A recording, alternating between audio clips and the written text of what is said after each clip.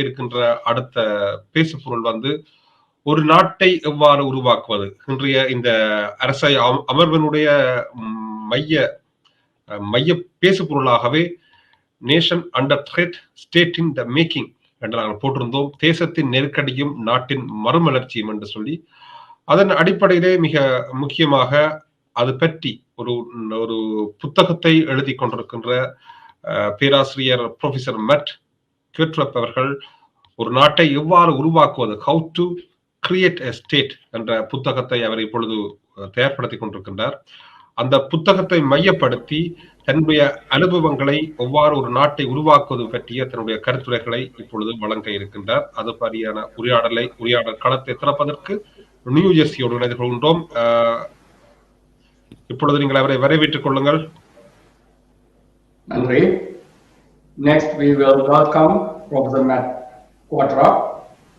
He is an internationally recognized political scientist with a strong presence in the world of practice, in politics, diplomacy, and in the media.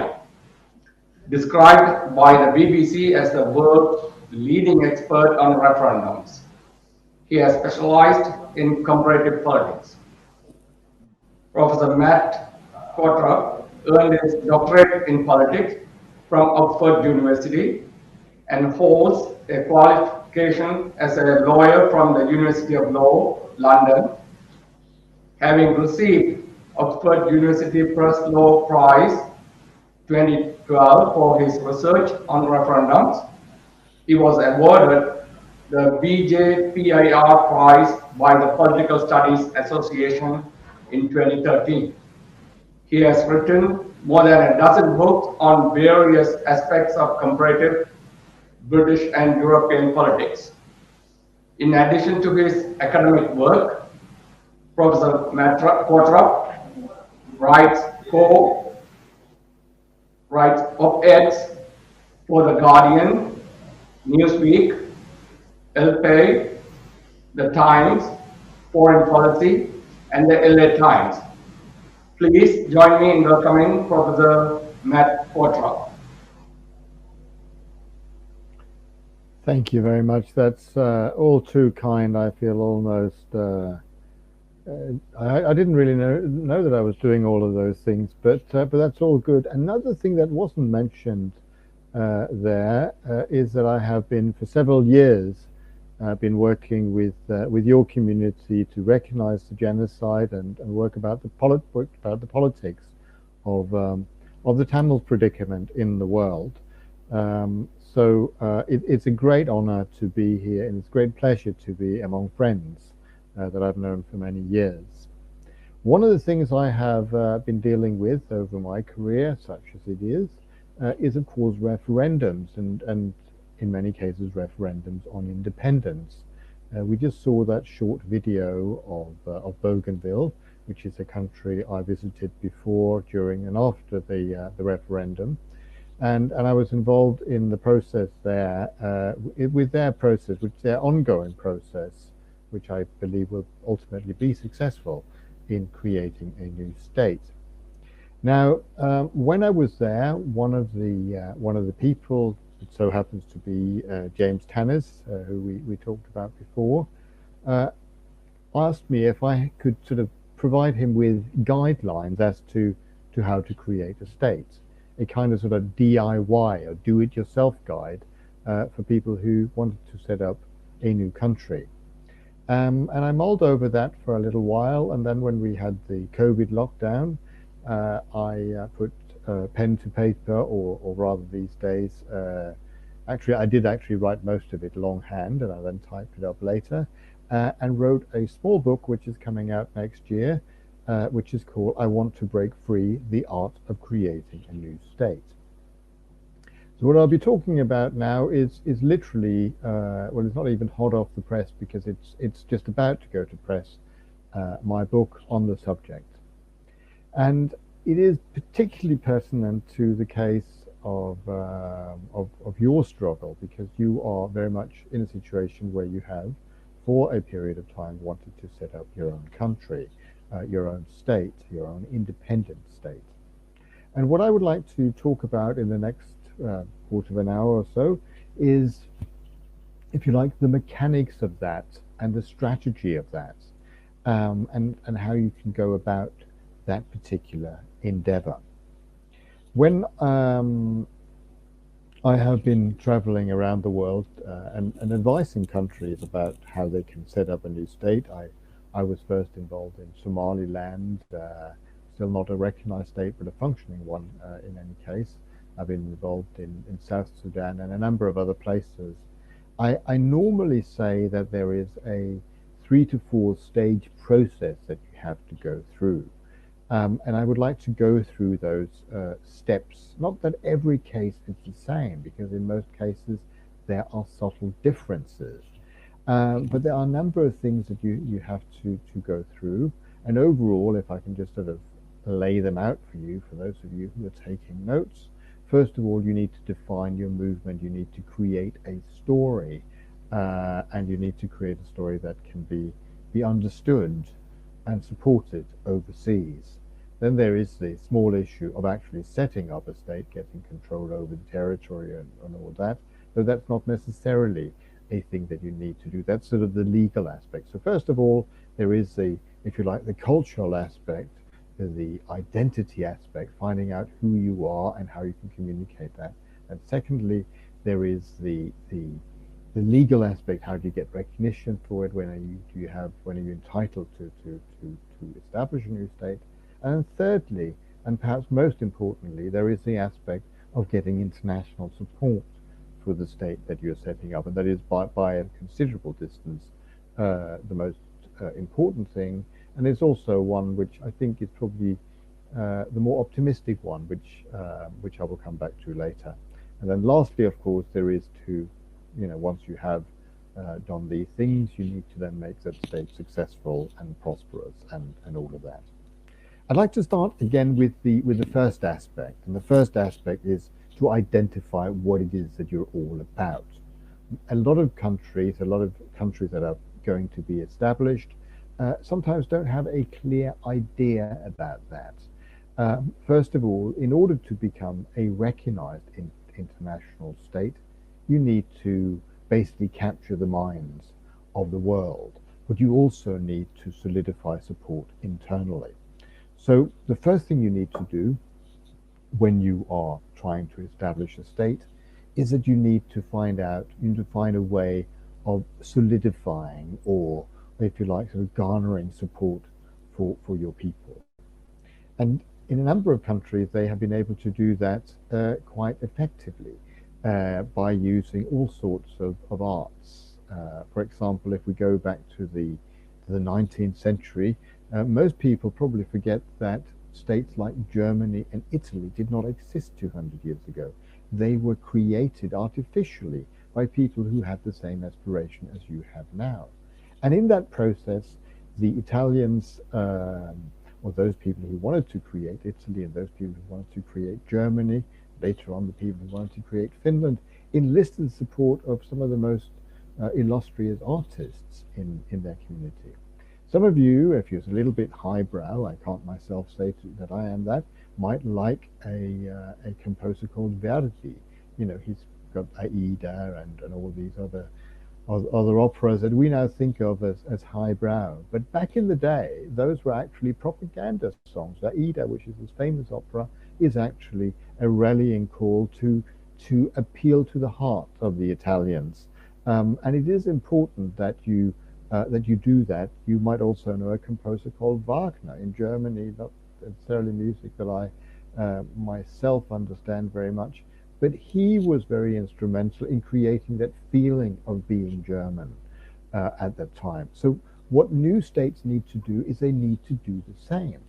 About 25 years ago, Scotland's movement for independence, which was seen to be at best a little bit sort of almost laughable and certainly not going anywhere fast, was able to capitalize on a movie called Braveheart with Mel Gibson, and quite, one-sided story about how awful the English are, and personally necessarily couldn't agree with that, but it worked. So what you need to do is you need, first of all, to find ways in which you can garner that support. You can appeal to that support internally.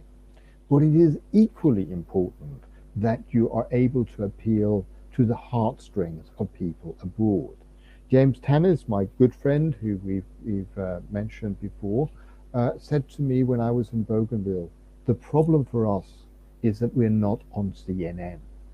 Now, increasingly, people are probably aware of where Bougainville is, but the problem is not just to be on CNN, but you need to be somewhere where people are able to talk about, or somewhere where you're able to convey your story. In order to become a successful state, you need the support, the emotional support of people abroad. One of the previous speakers talked about how it is important for electoral reasons that you that politicians, if they have to or are to recognize a genocide, then politicians in, for example, Ontario have to do that. But why would people in politician Ontario do that if there are no votes in it for them? And that's always been the case for the countries that were established in the 19th century and the 20th century and the 21st century were able to appeal to emotions in some of these countries. Not just because there was a diaspora there, but also because there were issues that really made people quite upset and angry and so on. And you need to appeal to that anger. Greece as a country was part of the Ottoman Empire and broke free in the 1820s, mainly because the British recognized them. But the British only recognized them after a young poet and writer, namely Lord Byron, started to rally to their cause.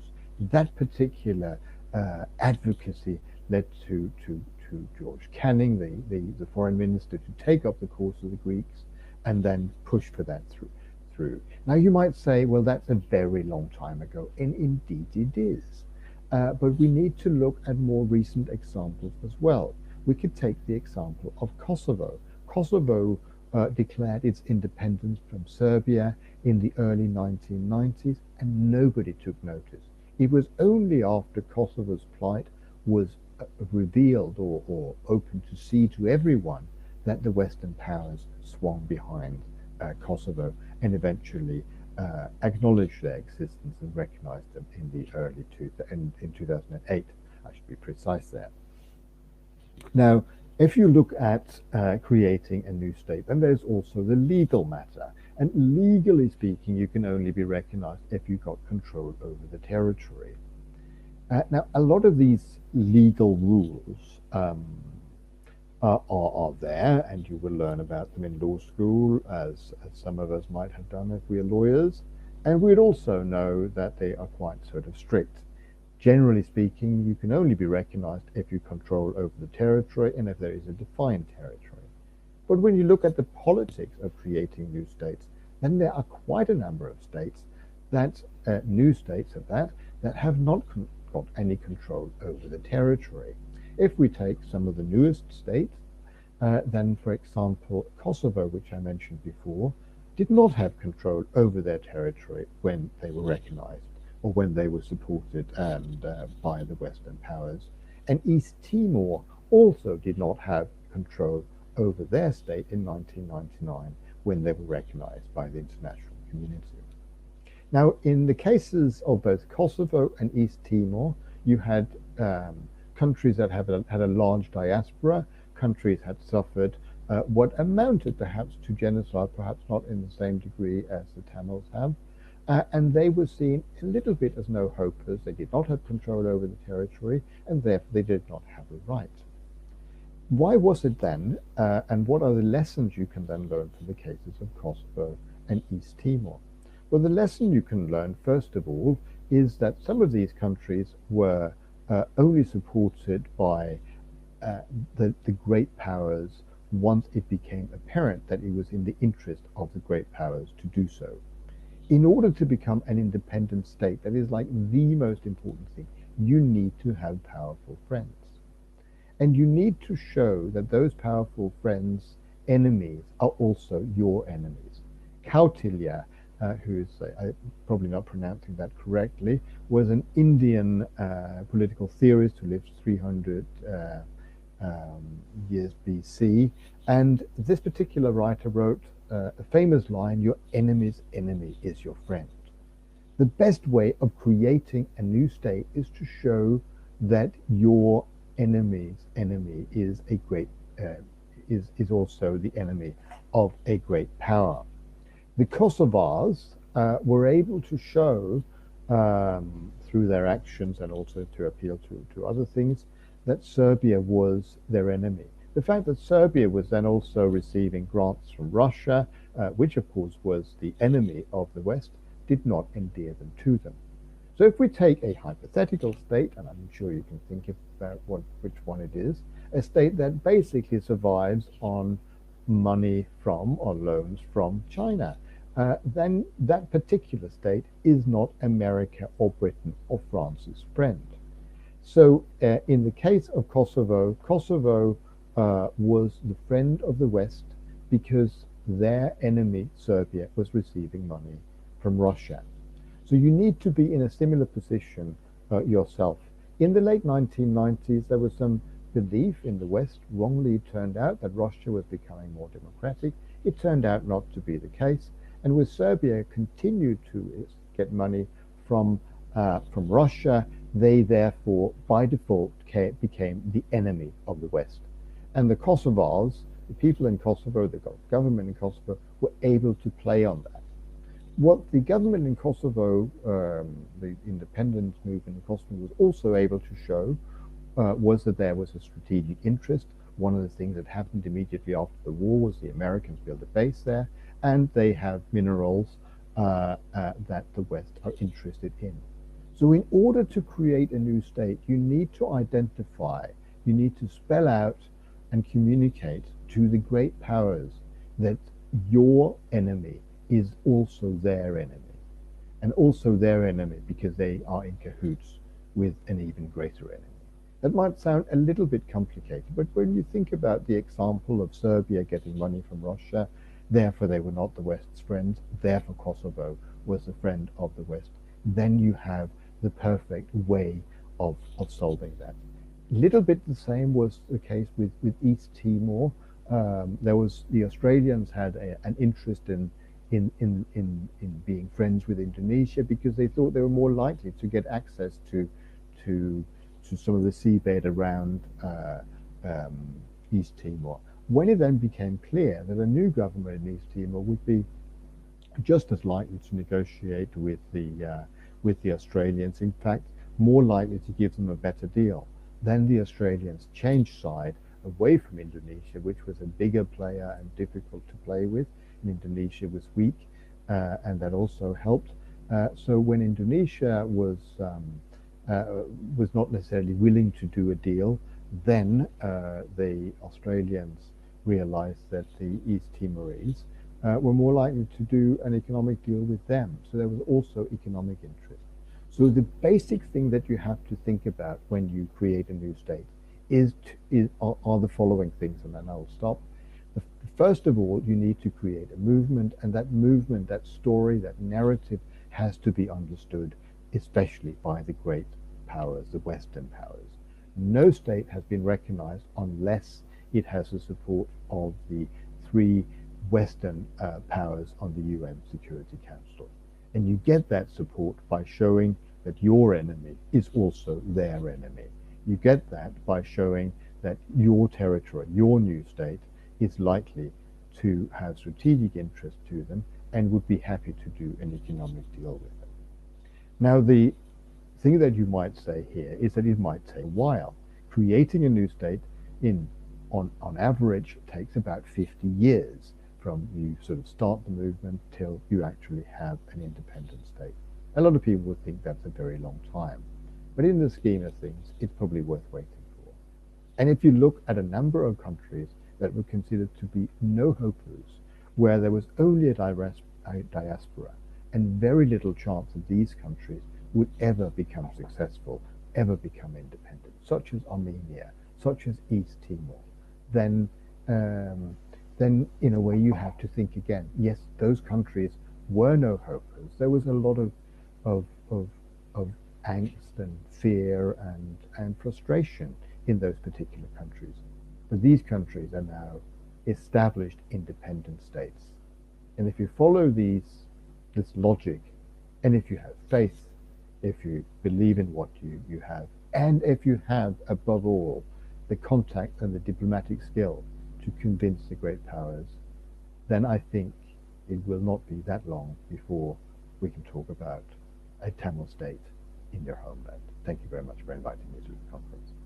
நாட்டை எவ்வாறு உருவாக்குவது என்பது பற்றியதான தனது புத்தக ஆக்கத்தை மையமாக வைத்து கருத்துரையினை வழங்கியிருக்கின்றார்.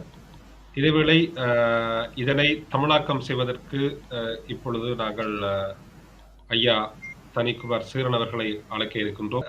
ஐயா, நீங்கள் அவருடைய ப்ரொஃபசர் மற்றவர்களுடைய அந்த கருத்துரையினை தமிழாக்கம் செய்யுமாறு பணிவேற்போடு வேண்டும். பேராசிரியர் குவார்ட்ரப் அவர்கள் மிக அருமையான கருத்துக்களை வழங்கி இருக்கின்றார். நடைமுறையில் நாம் என்ன செய்ய வேண்டும் என்பதை பற்றியெல்லாம் தெளிவாக விளக்கியுள்ளார். அவர் பேசிய பேச்சை சுருக்கமாக நான் இங்கு உங்கள் முன்பு தமிழில் மொழிபெயர்க்க விடுகின்றேன்.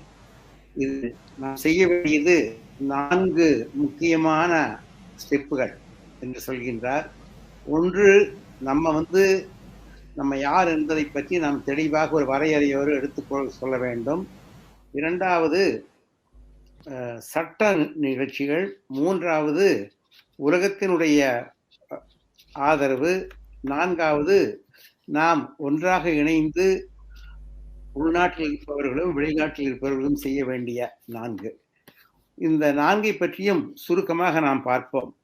முதலில் நாம் செய்ய வேண்டியது ஒரு நல்ல ஒரு மூவ்மெண்ட் ஒன்றை நாம் உருவாக்க வேண்டும். ஒரு அமைப்பை சரியாக உருவாக்கி செய்ய வேண்டும்.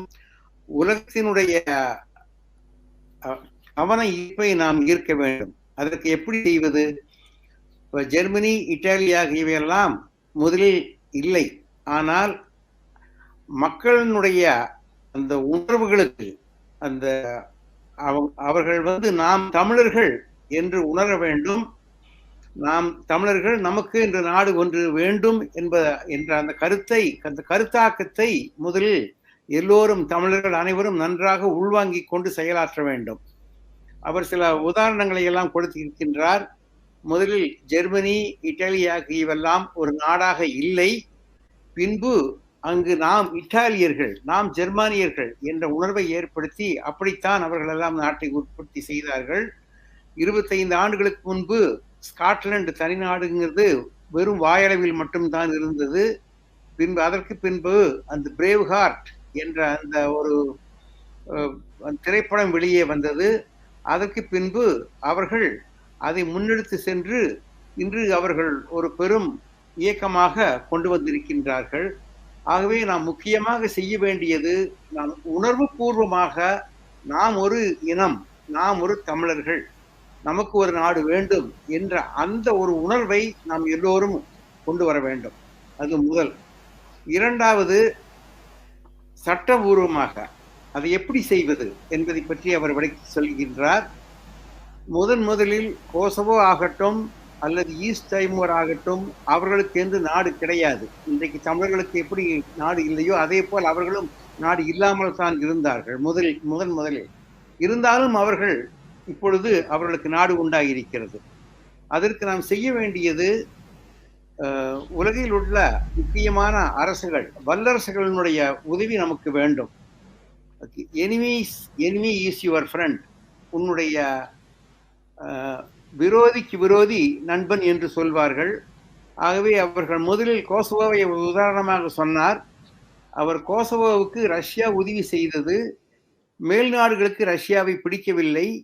ஆகவே நம்முடைய எதிரிக்கு எதிரி நண்பன் என்ற வகையில் அவர்கள் கோசவோவுக்கு உதவி செய்தார்கள் என்று பேராசிரியர் அவர்கள் நம்ம விளக்கி சொன்னார்கள். ஆகவே நாம் செய்ய வேண்டியது என்னவென்றால், வல்லரசுகளை நமது பக்கம் இழுப்பதற்கு நம்முடைய எதிரிகளும் இந்த வல்லரசுகளினுடைய எதிரிகளும் ஒன்றுதான்.